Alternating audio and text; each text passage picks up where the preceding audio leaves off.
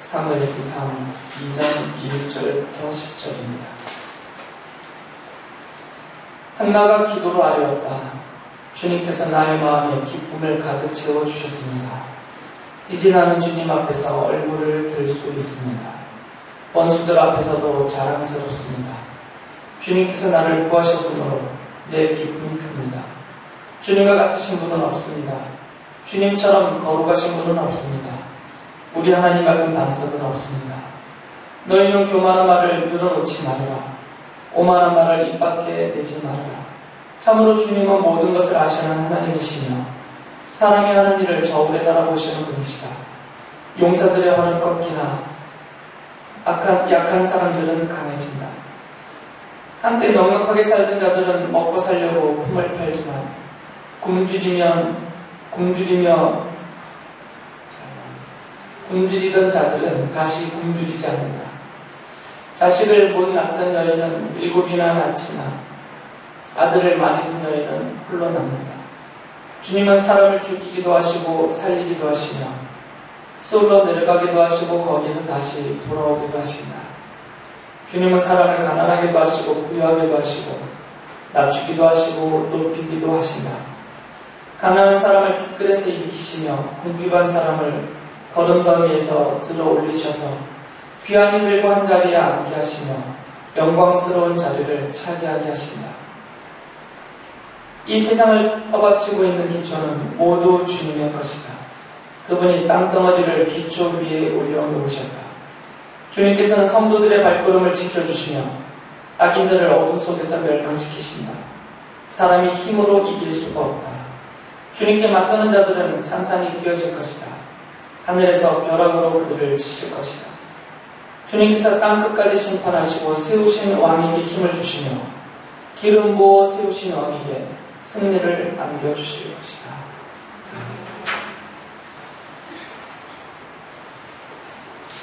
갑자기 글씨가 안 보여가지고 죄송합니다. 이 한나에 대한 이야기는 여러분이 많이 듣고 또 알고 계시기 때문에 따로 말씀을 드리지 않겠고요. 사무엘기 2장의 내용은 한나가 아이를 갖지 못한 상태에서 하나님의 특별하신 은총으로 아이를 갖고 그 아이가 사무엘이죠. 그리고 난 다음에 하나님 앞에 그것에 대한 기쁨을 가지고 감사의 찬양을 하고 있는 내용이 제가 지금 읽어드린 이 사무엘기상 2장 1절부터 10절까지 그런 내용입니다. 그래서 오늘은 이 한나의 찬양의 내용을 좀 살펴보면서 이 한나의 찬양 안에 담겨져 있는 그런 의미들 그리고 그 안에 담겨져 있는 중요한 내용들을 몇 가지 살펴보려고 합니다. 그냥 이렇게 읽으면 한나가 자기가 개인적으로 받은 은혜가 있잖아요. 그것에 대해서 기뻐하면서 개인적인 감사의 노래로 하나님을 찬양하는 그런 내용을 이렇게 볼 수가 있습니다. 물론 당연히 그런 면이 있죠. 그런데 이제 그런 일면이 있지만 동시에 그 안에 담겨져 있는 내용들을 살펴보면 이 한나의 그 짧은 찬양 안에 사무엘기 안에서 벌어지는 사건들이 이렇게 축약되어 있는 것을 볼 수가 있어요. 사무엘기 전체에 여러 사건들이, 중요한 사건들이 있는데 그런 중요한 사건들이 이 한나의 찬양 속에 그 의미로 이렇게 겹쳐져서 담겨져 있는 것들을 찾아낼 수가 있거든요. 물론 이것은 좀 해석적으로 하는 거죠. 그냥 읽으면 잘 연결이 안 되지만 한나의 이 찬양을 개인적인 감사의 찬양으로 이렇게 넘겨버리면 이런 해석을 할 수가 없고요. 뒷부분에서도 말씀을 드리겠지만 이 한나가 한 찬양이 하나님께로부터 받아서 그것이 성령님께서 한나의 마음을 움직여서 이렇게 고백하게 한 그런 찬양으로서 어떤 의미를 부여한다면 이 한나의 찬양 안에 있는 그 구절들 속에 사무엘기 전체에서 벌어지는 중요한 사건들이 이렇게 축약적으로 담겨져 있는 것을 찾아낼 수가 있습니다. 몇 가지 예를 찾아보면 전부 다 살필 수는 없고요. 그 6절에 보면 한나가 주님은 사람을 죽이기도 하시고 살리기도 하십니다 라는 찬양을 해요. 물론 일반적인 얘기예요. 그래서 보편적으로 벌어지는 일들입니다. 하나님이 생명의 주이시기 때문에 죽기도 하시고 또 살기도 하시는 것은 당연해요. 그런데 이것을 사무엘기 안에다 적용해서 본다면 엘리의 그 부패하고 타락한 두 아들이 있습니다. 제사장으로서 할 수 없는 그런 아주 탐욕스럽고 폭력적인 그런 아들들이 있는데 하나님이 이들을 블레셋과의 전쟁에서 죽게 내버려 두세요. 원래는 그 이전의 사건들을 보면 하나님의 언약궤를 지고 있는 제사장들은 하나님이 지키시고 보호하시고 살리셔서 그런데 이 엘리의 두 아들은 블레셋과의 싸움에 그 언약궤를 지고 나갔을 때 전혀 하나님의 돌보심을 받지 않습니다. 하나님이 지켜주시지 않고 블레셋 사람들의 손에 그들을 내어주셔서 죽게 하시죠. 하나님이 죽이신 것과 같은 것입니다. 그것은 엘리 집안과 이 아들들에게 내리신 하나님의 심판, 하나님의 저주의 심판이 이루어지는 그런 사건이거든요. 반대로 사무엘이라는 사람은 하나님이 사실 출생할 수 없었던 상황에서 출생시키시고 한나의 태를 통하여서 특별한 상황이에요. 그리고 그를 지키시고 그와 함께 하시고 돌보시면서 그를 살려 세우십니다.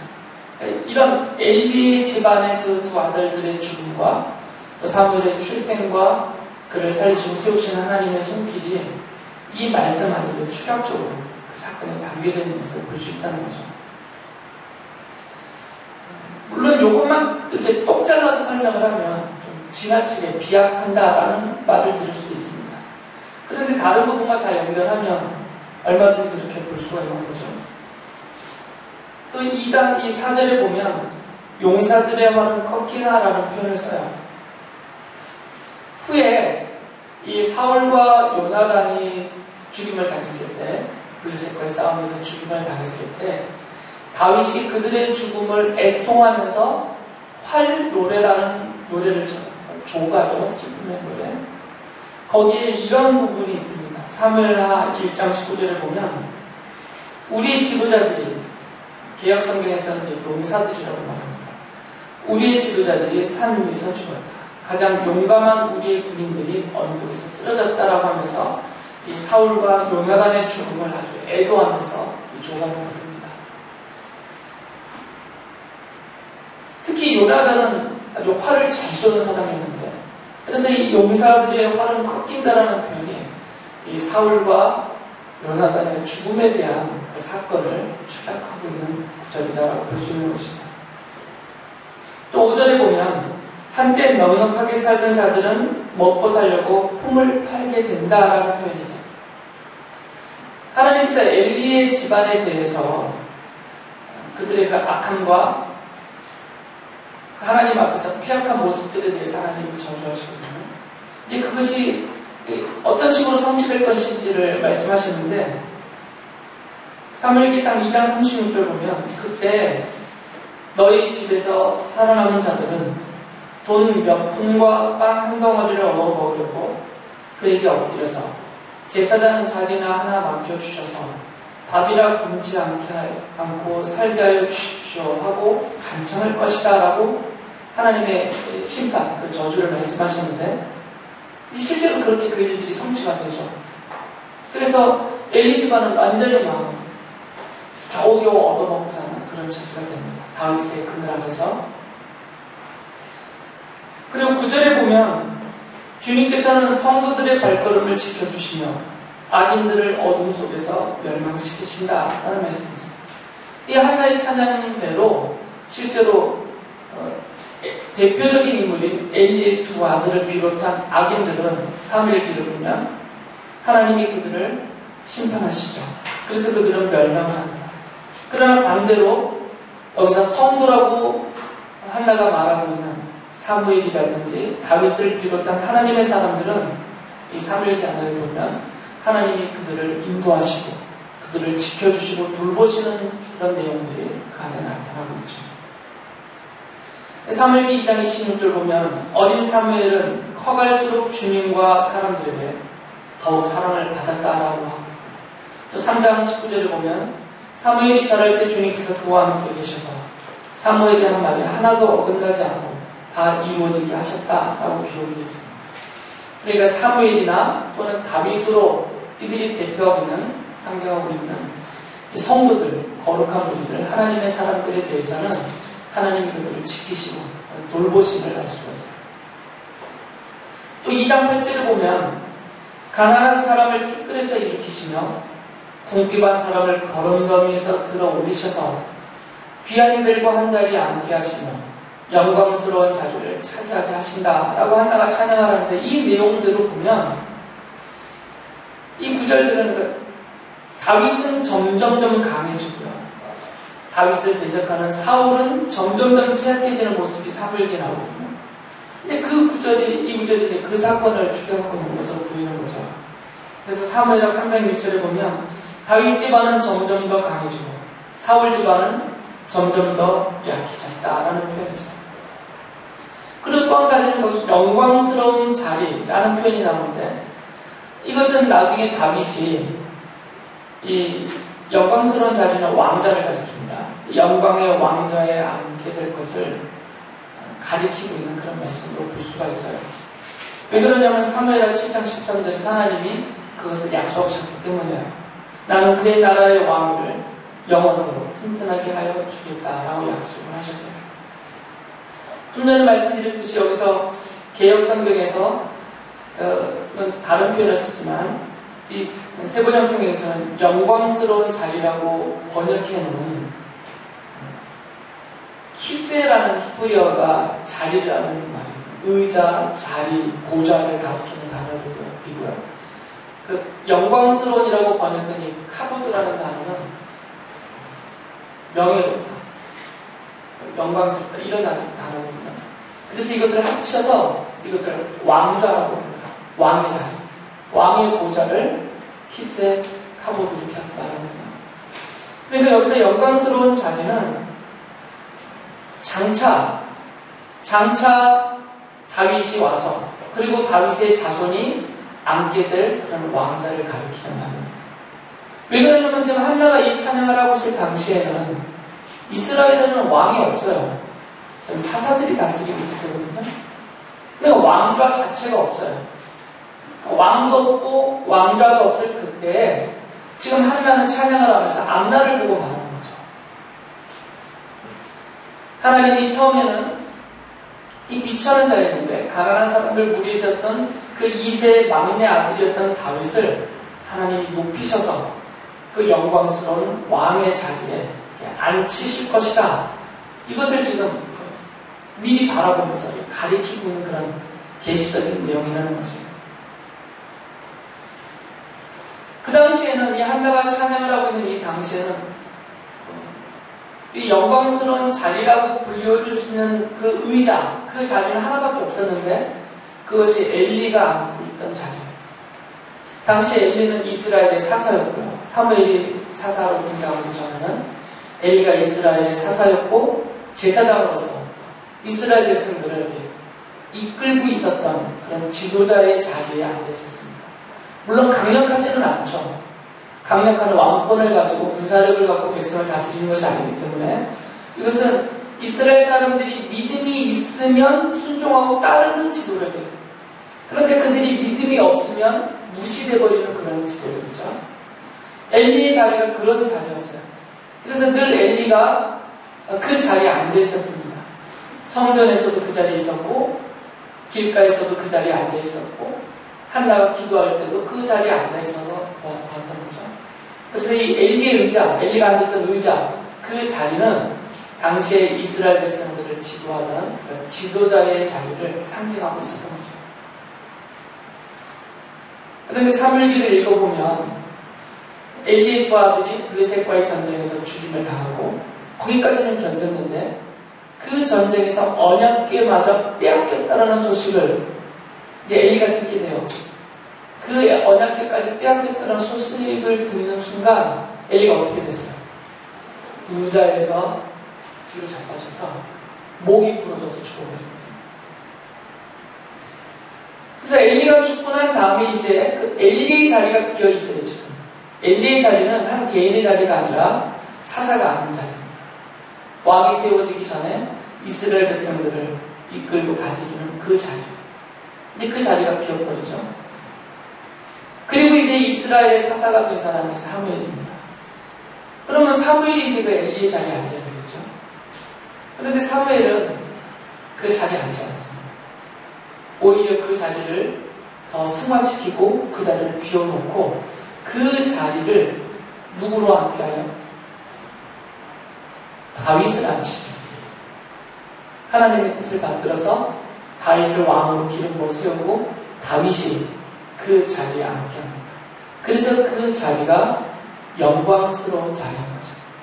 바로 왕좌로 승화되는 거죠. 엘리가 앉은 그 자리는 영광스러운 자리는 아닙니다.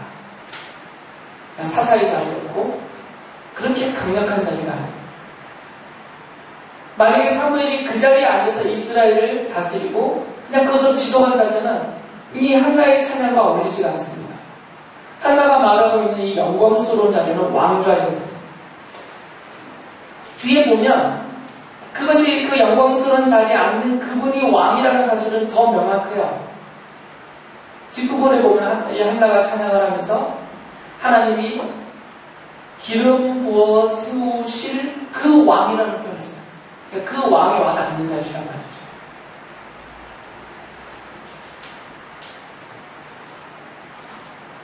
사실 이 다윗이 이 왕좌에 앉기 전에 사울이라는 사람이 먼저 왕이 되지만 사울은 이 영광스러운 자리, 이 왕좌에 앉지 않습니다.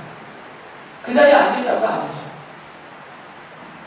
그리고 사무엘이라는 인물은 자기가 스스로 이 영광스러운 왕좌에 앉아서 이스라엘을 다스릴 자로 하나님이 택하시고 보내신 하나님의 사람이 아니라 그 영광스러운 왕좌에 하나님이 왕국의 계약, 그 영원한 왕자의 언약을 맺어준 다윗을 세우고 그리고 다윗의 자손이 영원히 그 자리에 앉아서 하나님의 나라를 다스릴 것을 계시적으로 보여주고 성취하는 그런 인물로서 하나님이 택하고 보내신 자가 바로 사무엘인 것입니다.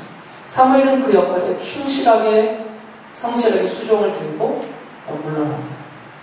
사무엘기 안에 그런 인물들이 있죠. 그리고 지금 이 한나의 찬양을 보면 사사로운 한 여인이 아이가 없었다가 기도로 응답을 받고 아이를 낳아서 그동안 당했던 수치와 멸시와 모멸감과 그 실망스러웠던 죽지 못해 살았던 그 비참함에서 자기를 건져내 주신 그 하나님께 대한 이 기쁨과 감사의 찬양, 이게 사적인 개인적인 찬양으로만 넘길 수 없다 그 말. 그런 부분이 당연히 겉으로는 드러나 있지만 그런 한나가 찬양의 내용들을 보면 사무엘기 전체가 그 안에 중요한 사무엘기의 중요한 사건들이 축약되어져 있고 더 나아가서는 장차 오실 메시아로서 기름 부음을 받은 메시아로서 오실 그 왕에 대한 계시까지 담고 있는 중요한 찬양인 거죠. 그래서 이 한나의 찬양은 사무엘기 전체에 대한 중요한 주제들을 노래하고 있고요. 그래서 이 한나의 찬양이 사무엘기의 첫 부분에 나오면서 그 뒤이어 기록되어지는 나머지 사무엘기를 해석하는 중요한 해석적인 그런 열쇠가 된다라고 볼 수가 있는 거죠. 그래서 여러분이 한나의 찬양을 이렇게 읽으면서 단순히 이것이 한 여인의 개인적인 사적인 감사의 찬양이다라고만 보지 마시고 오히려 이 한나의 찬양을 통해서 사무엘기 전체에서 이루어지는 그 역사가 이 역사를 주관하시는 하나님의 손에 의해서 계획되고 그대로 진행되고 성취되어져 간다라는 것을 먼저 보여주는 그런 계시적인 찬양이다라고 보시는 게 좋다는 거죠. 그래서 여러분이 사무엘기를 읽을 때는 인간적으로 보시면 안 돼요. 인간 중심으로. 물론 사무엘기 전체 안에는 우리가 강하게 인상을 받을 수 있는 중요한 내용들이 있어요. 대부분 그래서 이제 한나의 기도에 대해서도 성도들의 기도의 모범으로 그것이 많이 가르쳐지고 있잖아요. 그런 의미가 있으니까 당연히 우리에게 중요한 문법이 되고, 그러나 그것만 말하고 끝나면 안 되는 얘기다. 사무엘기 전체를 볼 때는 이 한나의 찬양이 서론처럼 그것을 이제 밝게 비춰주고 있으니까, 이 사무엘기의 내용과 여기서 벌어지는 사건들은 우리 사사로운 어떤 인간 중심적인 해석을 해야 될 내용이 아니라 하나님 중심으로 하나님이 이 모든 일들을 작정하셨고 그 뜻하신 대로 이루어 가신다는 하나님의 중심적인 구속자적인 관점에서 봐야 된다는 거죠. 그런 의미로서 한나의 찬양의 중요성이 있습니다.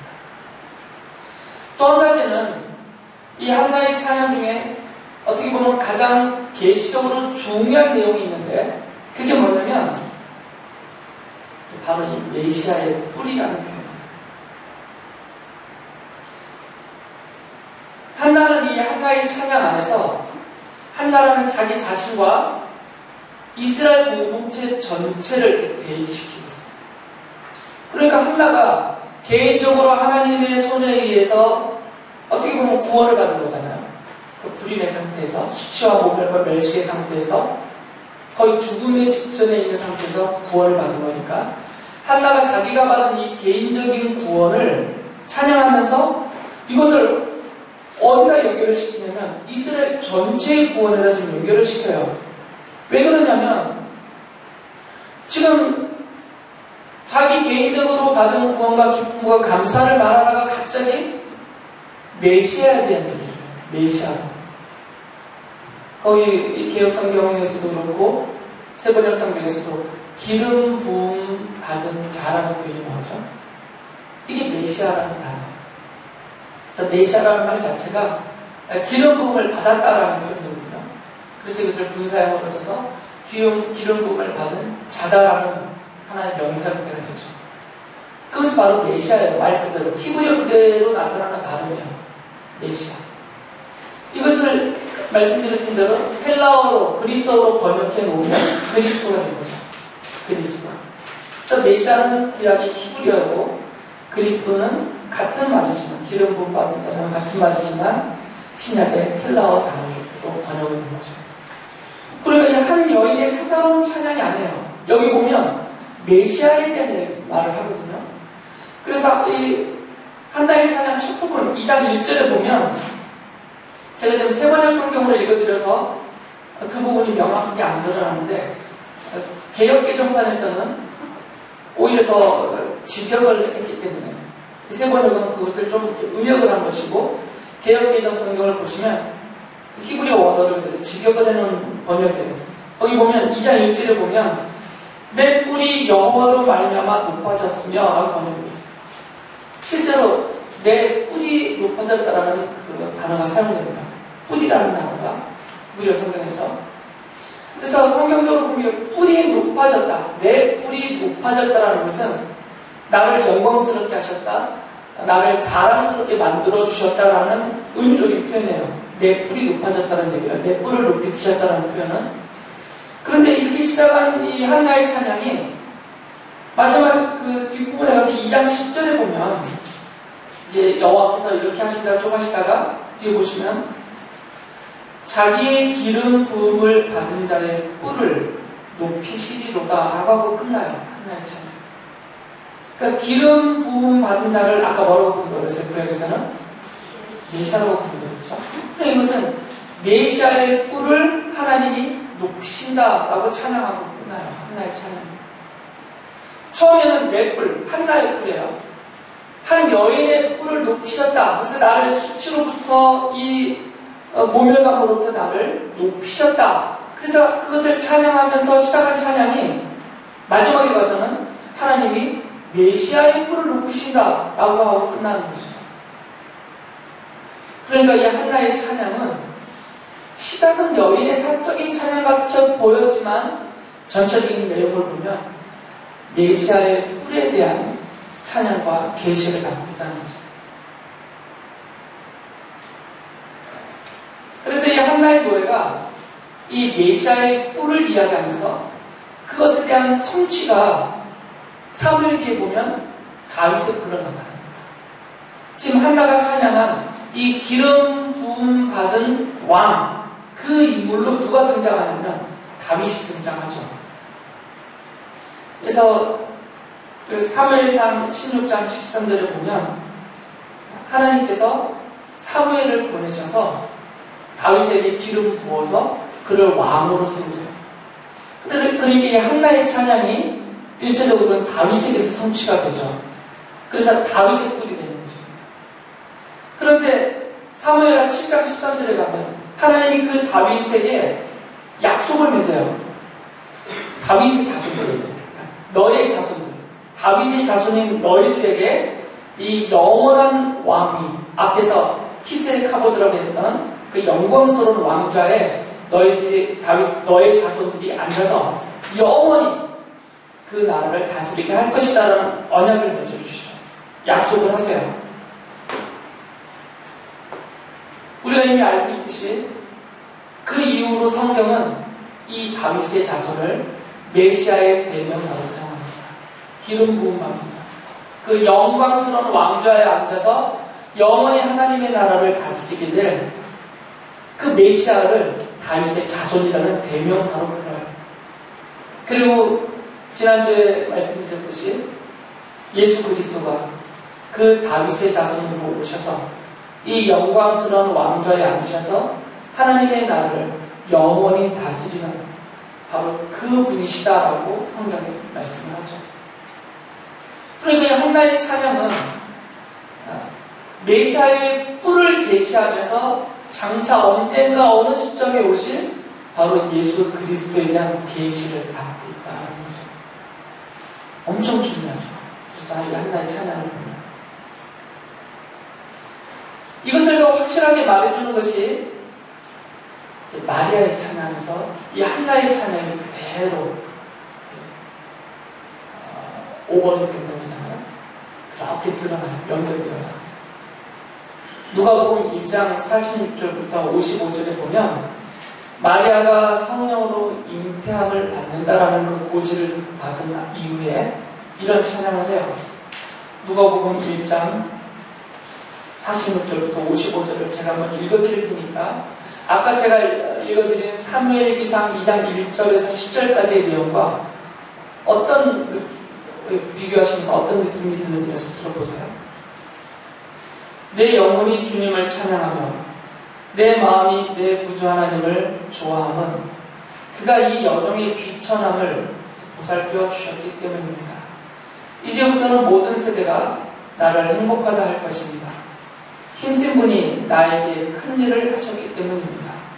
그의 이름은 거룩하고 그의 자비하심은 그를 두려워하는 사람들에게 대대로 있을 것입니다. 그는 그 팔로 권능을 행하시고 마음이 교만한 사람들을 흩으셨으니 제왕들을 왕좌에서 끌어내리시고 귀찮은 사람을 높이셨습니다. 줄인 사람들을 좋은 곳으로 배부르게 하시고 부한 사람들을 빈손으로 떠나보내셨습니다. 그는 자비를 기억하셔서 자기의 종 이스라엘을 도우셨습니다. 우리 조상들에게 말씀하신 대로 그 자비는 아브라함과 그 자손에게 영원토록 있을 것입니다. 이게 마리아의 찬양이에요. 마리아의 찬양을 읽으면서 한나의 찬양이 여기 좀 느껴지지 않으세요? 심지어는 한나의 찬양의 내용과 거의 같은 구절도 있어요. 이 속에. 단어나 그런 구절까지 담겨지고요. 전체적으로 한나의 찬양이 마리아를 통해서 다시 반복되는 듯한 그런 느낌을 받게 된다는 거죠. 특히 마리아가 자기의 찬양 속에서 한 것, 하나님이 하시는 큰일, 하나님의 큰일이라는 그런 표현을 쓰는데 그 하나님의 큰일이 무엇인지를 살펴보게 되죠. 마리아도 하나님이 내게 큰일을 행하셨습니다. 이렇게 시작을 해요. 한나가 그렇게 시작했듯이. 그런데 뒤에 가면 하나님이 그 큰일을 이스라엘을 위해서 하신다. 이렇게 확대를 시키고 있잖아요. 한나도 자기가 받은 구원을, 개인적인 구원을 이스라엘 전체에게, 그 기름 부으심을 받는 왕으로 오신 그분을 통해서 이루실 이스라엘 전체에게 베푸실 하나님의 구원으로 확대한 것처럼 이 마리아도 자기 개인이 받은 하나님께로부터 받은 그 은총을 장차 이스라엘 전체에게 베푸실 하나님의 은총으로 확대를 시키고 있단 말이죠. 하나님의 큰일이 이스라엘 전체에 베풀어질 것이다라는 것을 얘기해요.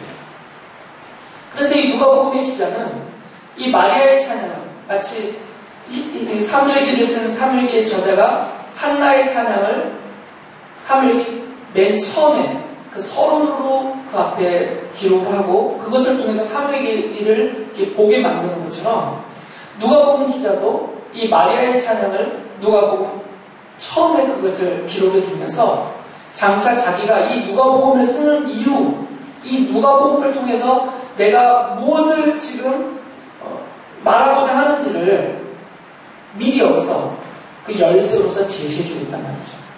그러니까 한나의 찬양이 사무엘기 전체를 해석하는 중요한 열쇠가 되듯이 이 마리아의 찬양이 누가복음 전체를 해석하게 하는 중요한 열쇠가 됩니다. 그 열쇠는 바로 하나님의 큰일이 하나님이 보내시는 그 다윗의 후손으로 오시는 마리아의 태를 통해서 출생하게 되는 바로 그분을 통해서 이 하나님의 큰일이 이스라엘에게 베풀어진다. 이것을 설명하는 것이에요. 그러면서 누가가 바로 설명 부분에 기록하는 것은 바로 그분이 예수 그리스도시다라고 말하죠. 그래서 예수 그리스도가 십자가에서 죽으시고 부활하심으로 이 하나님이 큰일을 이루신다. 그러면서 그 하나님이 하시는 그 큰일을 간략하게 이렇게 함축적으로 말했어요. 51절부터 53절을 보면 누가복음 있잖아요. 그는 그 팔로 권능을 행하시고 마음이 교만한 사람들을 흩으셨으니 제왕들을 왕좌에서 끌어내리시고 비천한 사람을 높이셨습니다. 줄인 사람들을 좋은 곳으로 배부르게 하시고 부한 사람들을 빈손으로 떠나 보내셨습니다라고 마리아가 노래한 바로 그 일을 하나님이 이스라엘을 위해서 하신다는 거죠. 그러면서 그 일이 바로 예수 그리스도의 십자가의 복음이다 라고 이 하나님의 큰 일을 누가는 설명하고 있는 것입니다. 그러니까 이 마리아의 노래는 한나의 노래에서 중요한 주제들과 전체적인 흐름을 그대로 따왔어요. 그리고 마리아의 노래는 예수 그리스도의 이 십자가의 복음을 해석하는 중요한 원천으로 누가복음에서 제시가 되고 있는 것입니다. 그래서 이 두 가지를 연결해서 보면 한나의 찬양은 장차 오실 메시아로서 오실 이 영광스러운 왕좌에 앉으실 바로 예수 그리스도에 대한 계시입니다. 그런 성격을 갖고 있죠, 한나의 찬양은. 그리고 마리아의 찬양은 이 한나의 찬양을 이어받아서 한나의 찬양에서 계시하고 있는 바로 그 기름 부음 받은 자, 그 영광스러운 왕좌에 앉아서 하나님의 나라를 영원히 다스리실 바로 그분이 이 예수 그리스도시다라고 증거하는 그런 성격을 갖고 있습니다. 그리고 이 두 여인의 찬양은 연결되어 있는 거죠. 계시적으로 그리고 그것에 대한 성취적으로 한나의 찬양과 마리아의 찬양이 연결이 되어져 있습니다. 그만큼 한나의 찬양이 성경 전체적으로 봐도 중요하다는 거죠. 그래서 이 두 여인의 찬양을 이렇게 성경 해석자들은 봅니다. 하나님께서 그의 백성을 구원하시는 예수 그리스도를 통해서 구원하시는 메시아로서 오신 그리스도를 통해서 구원하시는 그 구원의 원리 어떻게 구원하십니까? 그것을 교회와 성도들에게 알려주는 그런 영원한 승전가다 이렇게까지 부르고 있습니다. 제가 이 한나의 찬양에 대해서 이렇게 좀 해석적으로 좀 신학적으로 성경 해석학적으로 좀 따분하다시피 이렇게 말씀을 드리는 이유는 이 한나와 관계된 내용들을 우리가 읽을 때 너무 사적으로 받아들이기 때문에 성도들의 기도의 모범 이 정도 차원에서만 이 한나의 찬양과 기도에 대해서 우리가 받아들이기 때문입니다. 그런데 분명히 이 한나에 대한 기록을 보면 하나님께서 한나의 태를 닫으셨다라고 말하고 있습니다. 한나가 잉태하지 못한 것은 하나님이 잉태하지 못하게 하셨기 때문에 잉태가 안 된 것이에요. 그러니까 이 한나라는 한 여인의 삶은 그냥 일반적인 여인들처럼 사사롭게 그냥 한 여인으로서 사는 인생이 아니라는 것이에요. 삶 자체도. 하나님이 직접적으로 아주 개입을 하셔서 그 여인의 태를 막아버리셨어요. 잉태하지 못하도록. 그리고 그 여인이 기독해 하시고 하나님이 또 하나님이 정하신 뜻대로 그 여인의 태를 여셔서 사무엘을 잉태하게 하고 출생하고 사무엘을 하나님 앞에 하나님의 사람을 바치게 하는 이런 일들을 하나님이 주도하셨단 말이죠. 그러니까 한나라는 여인을 볼 때는 그냥 사적인 사사로운 믿음이 좋은 그리고 기도를 정말 열심히 잘한 기도의 여인으로 보고 넘기지 말고 더군다나 이 여인의 감사의 찬양을 그 내용을 살펴보면 제가 지금 설교 때 말씀드린 것처럼 이런 중요한 계시적인 성경적인 의미가 담겨있기 때문에 하나님께서 이 모든 것을 주관하고 계시는 그 주관하심 속에서 이루어지는 역사다. 그렇게 보시라는 거죠. 그렇게 볼 때 나를 본다는 겁니다. 그렇게 볼 때 나의 인생을 볼 수 있는 거죠. 이 삼일기를 보면서 한나를 보면서 그의 찬양을 보면서 아무 의미 없이 정말 하나님의 계획과 뜻의 간섭함이 없이 성도들은 살지 않습니다. 그냥 그렇게 버려두지 않아요. 하나님의 자녀들을. 지금 내가 이 한나의 비참함처럼 그 곤광처럼 내가 살고 있다고 한다면 물론 나의 잘못이나 실수나 탐욕이나 이런 일들의 영향도 있겠지만 하나님과 상관없이 내가 지금 이렇게 있지 않다는 것이에요. 하나님의 뜻이 있다는 것입니다. 한나를 그렇게 하시는 하나님의 의도와 뜻이 있는 것처럼 물론 한나는 아주 거창한 이런 구속사의 큰 흐름 속에서 그는 사역을 받았지만 상대적으로 그거보다는 약하지만 성도는 우리 한 사람 한 사람의 삶에 대해서도 하나님이 그냥 아무 상관없이 그냥 될 대로 되라는 식으로 흘러가는 대로 내버려 두시는 그렇게 버려진 성도들은 없다라는 것이에요. 여러분 한 사람 한 사람을 하나님이 기억하고 계시고 창세전에 제가 매번 강조하지만 창세전에 여러분의 이름을 그 하나님의 작정하신 계획 안에 이미 기록해 놓으셨고 그 생명책에 우리가 이 세상이 만들기도 전에 이미 기록되어져 있고 우리 이름이 그 계획하심 안에서 우리가 창조되었고 구원받았고 이렇게 돌보심과 인도하심을 받아가고 있단 말이죠. 그렇다면 나의 어머니 그럼 내가 살아왔든 앞으로 살아가게 되든 간에 나의 인생이라는 것이 사사롭지만은 않다는 거죠. 내 마음대로 하고 싶은 대로 그렇게 막 살아도 되는 인생은 아니라는 것이고요.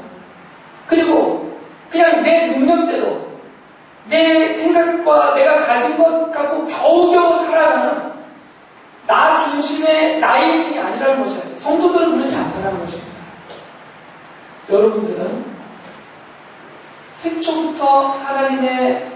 이전부터 하나님의 그 작정 안에서 창조되었고 우리가 잘 이해할 수 없는 그 하나님의 의도하심 속에서 우리가 지금 돌봄을 받고 인도를 받고 살아나가고 있는 것입니다. 이것을 깨달으라는 것입니다. 이 한나의 찬양을 볼 때 그런 깨달음을 우리가 얻어야 돼요. 한나라는 한 여인을 그렇게 사용하시는 하나님의 손길이 지금 우리에게 동일하게 임하고 계신 거죠. 한나의 찬양 안에 분명히 그 부분이 담겨져 있잖아요. 하나님께서는 성도들의 발걸음을 지키신다는 표현을 담고 있어요. 우리들을 모른 체 하시다는 것이죠. 그래서 여러분이 하루하루를 살아가실 때 물론 최선을 다해서 여러분에게 주어진 삶을 힘써 살아야 되겠지만 그것을 너무 사사롭게만 여기고 사시지 말라는 거죠. 하나님 없이 하나님의 생각을 찾지 않고 하나님의 손길을 구하지 않고 그냥 여지껏 그래왔던 것처럼 또 흘러가는 흐름 따라서 내 생각대로, 내 재주대로, 내 능력대로, 다른 사람이 하는 그대로 그냥 이렇게 쓸려가는 인생으로 살지 마시고 순간순간 멈춰서 한나가 하나님 앞에 멈춰있는 것처럼 순간순간 멈춰서 오늘을 주관하시는 하나님의 뜻을 구하고 또 내가 어떻게 순종하며 수종들며 하나님의 뜻을 이루어가기를 원하시는지를 찾고 나는 보잘것없지만 이런 보잘것없는 나를 택하고 구원하시고 붙드셔서 쓰고 계시는 하나님의 위대하심을 의지하면서 그렇게 좀 더 성경적으로 그리고 좀 더 후속사적으로 그렇게 의미 있게 하나님의 종된 삶을 살아가는 우리가 돼야 된다는 것입니다. 너무 무거운 말씀을 드렸지만 그게 우리의 존재 가치입니다. 성도로서 여러분들의 존재 가치 그렇게 귀한 존재이고 하나님의 그렇게 큰 뜻이 여러분에게 있는 것입니다. 그것을 믿으시고 더 주님 앞에 머물면서 주님이 나를 사용하시고자 하시는 그 뜻에 수종 들고 순종하며 살아가는 마리아와 한나처럼 그 하나님의 뜻을 증거하며 또 영광을 돌리는 그런 삶을 사는 여러분들 되게 바랍니다.